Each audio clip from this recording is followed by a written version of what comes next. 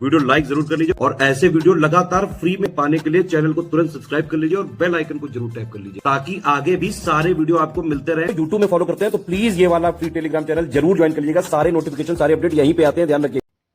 नमस्कार दोस्तों, exam preparation के यूट्यूब चैनल पर एक बार फिर से मैं प्रियंका आप सभी का बहुत बहुत स्वागत करती हूँ। आज की क्लास में हम लोग मौसम और जलवायु के बीच जो अंतर है उसको समझेंगे और ठीक इसके साथ आपको देखना है कि भारतीय जलवायु को कोपेन ने किस तरह क्लासीफाई किया है और उनके अकॉर्डिंग आप देखते हैं मैच द फॉलोइंग टाइप के क्वेश्चंस में इनको मैच करने को दे दिया जाता है। तो तैयार करेंगे हम लोग इस टॉपिक को। अगर आप न्यू हैं चैनल पर, डेली दोपहर 1 बजे क्लास आती है, साथ में रात को 9 बजे प्रैक्टिस सीरीज भी चल रही है और इन दोनों क्लासेस को लगातार फॉलो कीजिए। जिन स्टूडेंट्स को पीडीएफ के लिए बोल रहे थे तो देखिए पीडीएफ पेड ग्रुप के लिए है। अगर आप पेड कोर्स ज्वाइन करते हैं तो आपको पीडीएफ और स्टडी मटेरियल जितना भी उसका पीडीएफ प्रोवाइड किया जाएगा, टेस्ट सीरीज वगैरह भी। लेकिन अगर आपने कोर्स नहीं ज्वाइन किया है तो डेली बहुत बड़ी क्लास नहीं रहती, आप जितना पढ़ रहे हो इसका आप स्क्रीनशॉट ले लीजिए। जो चीज़ें नहीं तैयार हैं उनके शॉर्ट नोट्स प्रिपेयर कर लीजिए, ठीक है। टाइम है आपके पास, कोई दिक्कत नहीं है। आप जो पढ़ रहे हो, जो चीज़ आपको तैयार है उसको लिखने की नीड नहीं है, जो आपको नहीं तैयार है उसको जरूर शॉर्ट नोट्स के फॉर्म में प्रिपेयर करेंगे, ठीक है। जो पढ़ रहे हैं वो पिछली क्लासेस भी रिवाइज कर लीजिएगा। जरूरी नहीं आप वीडियो रिपीट करके ही देखें, मैं नहीं कह रही आप बार बार वीडियो देखिए, लेकिन कोशिश कीजिए आपने कहीं ना कहीं उन चीज़ों को नोट कर लिया हो जिससे आप उससे रिवाइज कर सके। अगर आप बार बार वीडियो नहीं देखना चाहते, मैं नहीं कह रही आप बार बार मेरी आवाज़ सुनो, लेकिन आप कोशिश करो आप जो पढ़ रहे हो उसको रिवाइज करने का भी समय दीजिए, ठीक है।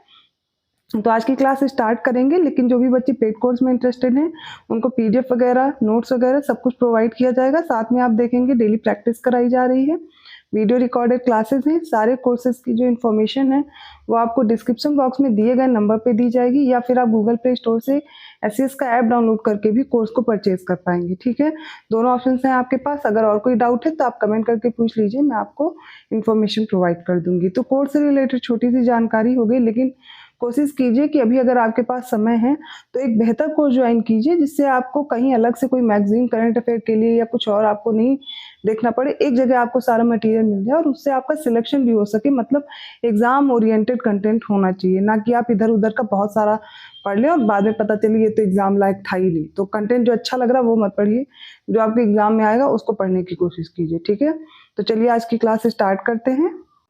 तो देखिए, अब मैं मौसम और जलवायु के बीच अंतर क्यों बता रही हूँ, तो आपको लग रहा होगा मैम इसको पढ़ने की क्या जरूरत है, ये तो हमें पता है। लेकिन देखिए, कभी कभी कुछ स्टेटमेंट्स ऐसे बनते हैं जिनको आप सॉल्व नहीं कर पाते और क्वेश्चन वहाँ पे गलत हो जाता है, क्योंकि अब स्टेटमेंट वाइज क्वेश्चन की संख्या ज़्यादा है। वो वर्ल्ड ज्योग्राफी हो, इंडियन ज्योग्राफी हो, दोनों से बन रहे हैं। इवन हिस्ट्री में तो आप देख रहे क्रोनोलॉजी वाले क्वेश्चन और उसके साथ में ही स्टेटमेंट वाइज क्वेश्चन। तो चलिए देखेंगे सबसे पहले मौसम क्या है। तो मौसम किसी सीमित क्षेत्र में, एक कोई निश्चित क्षेत्र है, उसकी वायुमंडलीय दशाओं की लघु अवधि, मतलब छोटे समय के लिए, अभी एक दिन का भी हो सकता है, एक सप्ताह का भी हो सकता है, इस प्रकार इसका अध्ययन किया जाता है। लेकिन जलवायु क्या है, तो जलवायु में बड़े क्षेत्र की और लंबी अवधि तक की जो मौसम संबंधी दशाएं हैं उनका अध्ययन किया जाता है। तो मौसम क्या, आज दिन में आप देखते धूप है, तुरंत आप देखते बारिश का भी मौसम हो जाता है, ऐसे मौसम में बदलाव हुआ करता है। लेकिन जलवायु क्या है, एक लंबे समय तक दीर्घ अवस्था में एक निश्चित क्षेत्र में, बड़े क्षेत्र में कैसी जलवायु, कैसी मौसम संबंधी दशाएं हैं, उनको हम जलवायु कहते हैं। ये जो मौसम है वायुमंडलीय तत्व जैसे कि तापमान है या आर्द्रता है, इसमें से किसी एक से भी प्रभावित हो सकता है। लेकिन जो जलवायु है वह वायुमंडल के विभिन्न तत्वों के संयुक्त प्रभाव की देन होती है। मतलब इसमें कई सारे फैक्टर होते हैं जो इसको प्रभावित करते हैं। और जो मौसम है इसका प्रभाव किसी छोटे से भाग में, मतलब देश के किसी छोटे भाग में भी अनुभव कर सकते हैं, लेकिन जलवायु प्रभाव को किसी महाद्वीप के विशाल क्षेत्र में देखा जा सकता है, ठीक है। किसी स्थान पर वर्ष में विभिन्न प्रकार के मौसमों का अनुभव किया जा सकता है, जैसे कि आप अपने यहाँ देखते हैं कई प्रकार की ऋतु मौसम परिवर्तन होता है। लेकिन जलवायु कैसी है, वो किसी स्थान पर एक ही प्रकार की हो सकती है। तो ये मेजर डिफरेंस है मौसम और जलवायु के बीच, ठीक है, वेदर और क्लाइमेट के बीच, ध्यान रखिएगा। अब हम लोग देखेंगे भारतीय जलवायु जो है, जो इंडियन क्लाइमेट है, इसको कोपेन ने किस तरह से क्लासिफाई किया है। तो पहले आप इस लिस्ट को देखेंगे, फिर इसके बाद हम लोग मैप में भी इसको डिस्कस करने वाले हैं। तो सबसे पहले देखिए कोड दिया गया है, कैसी वर्षा है, कैसा क्षेत्र है, उस मौसम और दशा के अनुसार एक कोड दे दिया गया है और उस कोड के अनुसार आप देखेंगे किस क्षेत्र में, भारत के किस क्षेत्र में ऐसी जलवायु है। तो सबसे पहला जो कोड है वो AW का है, कैपिटल में ए है, स्मॉल में डब्ल्यू है। तो साउथ वेस्ट मानसून से जुलाई से जो सितंबर तक की जो वर्षा तक रहता है क्षेत्र शुष्क शीत वाला, वो आ जाएगा AW में। अब आपको याद होना चाहिए साउथ वेस्ट मानसून से कहाँ कहाँ पर जुलाई से सितंबर तक बारिश होती है। तो आप देखेंगे जो प्रायद्वीपीय भारत है उसमें झारखंड, छत्तीसगढ़, उड़ीसा, आंध्र प्रदेश, तेलंगाना, महाराष्ट्र, कर्नाटक, वेस्ट बंगाल का पुरुलिया जिला, ये सारे किस में आ जाएंगे, ये आ जाएंगे AW में। ठीक है, AW आपने देखा। अब जो AMW है, अब A कैपिटल है, MW स्मॉल है, ये चीज़ें भी आपको ध्यान रखनी है। तो साउथ वेस्ट मानसून के समय में जो 200 सेंटीमीटर से जहाँ भी बारिश ज़्यादा होती है, ठीक है, वहाँ पर कैसा है, AMW है।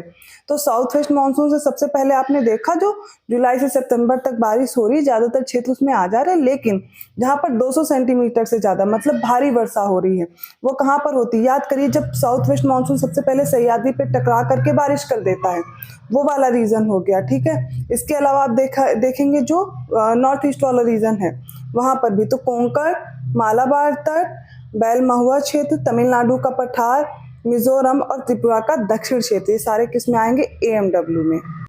अगला जो कोड है वो AS है, A कैपिटल में, S स्मॉल में। अब 75 से 100 सेंटीमीटर की कुल वर्षा का जो 75% सितंबर से दिसंबर में बारिश होती है, वो वाला क्षेत्र किसमें आएगा, AS में। जैसे कि कोरोमंडल कोस्ट वाला, उसके सहारे जो पतला सा क्षेत्र है वो AS में आएगा। फिर BSHW जो मौसमी वर्षा गर्मी में होती है, वो वाला क्षेत्र, जैसे कर्नाटक, तमिलनाडु, पूर्वी राजस्थान, गुजरात, दक्षिण पश्चिम हरियाणा के वर्षा छाया क्षेत्रों के रूप में जो BSHW हो जाएगा। ठीक है, BSH कैपिटल है, W स्मॉल है। फिर CWG जो 40 सेंटीमीटर से नीचे बारिश हो रही है, जो डिजर्ट वाला रीजन है, वो CWG, तो थार मरुस्थल हो गया। DFC 200 सेंटीमीटर से ज़्यादा जहाँ बारिश हो रही, पूरा नॉर्थ ईस्ट रीजन अब ले लीजिए, जहाँ पर सबसे ज़्यादा बारिश हो रही है, सिक्किम, अरुणाचल प्रदेश, असम, त्रिपुरा और मिजोरम। देखिए उसमें कंफ्यूज मत होइएगा AMW और DFC में, क्योंकि AMW जो है वो दक्षिण पश्चिम मानसून से जो 200 सेंटीमीटर बारिश हो रही है, उसमें नीचे का रीजन लिया गया है, जो हो जाएगा प्रायद्वीपीय वाला रीजन। ठीक है, लेकिन ये जो DFC है, इससे जो रीजन लिया गया नॉर्थ ईस्ट वाला है, 200 सेंटीमीटर से यहाँ पर ज़्यादा बारिश होती है, तो सिक्किम, अरुणाचल प्रदेश, असम, त्रिपुरा, मिजोरम, ये वाले क्षेत्र। फिर E आ जाता है कैपिटल E, जो पर्वतों के किनारे पर कम वर्षा वाले खुले ढालों पर भारी वर्षा वाला क्षेत्र है। अब ध्यान कीजिए, ये वाला क्षेत्र वो लिया गया जहाँ पर पर्वतीय क्षेत्र है, वहां पर E दे दिया गया है। तो जम्मू कश्मीर और ऊंचे पर्वतीय क्षेत्र, हिमाचल प्रदेश, उत्तराखंड किसमें आएंगे, E। अब E के साथ T लगा दीजिए, जहाँ पर बर्फीला क्षेत्र रहता है, यहाँ पर बारिश नहीं हो, यहाँ पे मतलब डिजर्ट है, बट कोल्ड डिजर्ट है। जैसे कि ET में लद्दाख है, कश्मीर है, हिमाचल प्रदेश है, उत्तराखंड के अधिक ऊंचाई वाले स्थान, वो किस में आ जाएंगे, ET में। तो E आपको याद हो गया होगा। देखिए कुछ याद करने के तरीके बिल्कुल सिंपल है। E जहाँ पर पर्वतों के पास देख लीजिए, जम्मू कश्मीर, हिमाचल प्रदेश, उत्तराखंड। फिर E में T लगा दीजिए, वो वाला रीजन ले लीजिए जहाँ पे बर्फीला है, लद्दाख, कश्मीर, हिमाचल प्रदेश, उत्तराखंड वाले ऊंचाई वाले स्थान। 2 याद हो गए।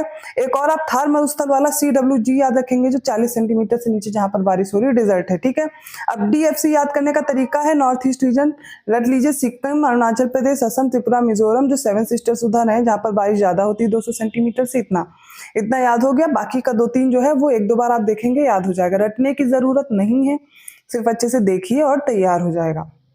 अब देखिए मैप में भी देख लीजिए, जिसमें आपको भूले नहीं। तो ठीक है, मैप में सबसे पहले मैं AW ही दिखाऊंगी आपको। तो AW वाला रीजन आप ये देखिए, ये वाला रीजन है पूरा AW, उष्ण कटिबंधीय सवाना प्रकार।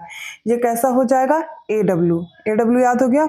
अब हम लोग देखेंगे AMW लघु शुष्क ऋतु, माफ कीजिएगा, लघु शुष्क ऋतु वाला मानसूनी क्षेत्र, ये रहा। ठीक है, अब AS देखेंगे, AS शुष्क ग्रीष्म ऋतु वाला मानसूनी प्रकार, ये देखिए AS हो गया।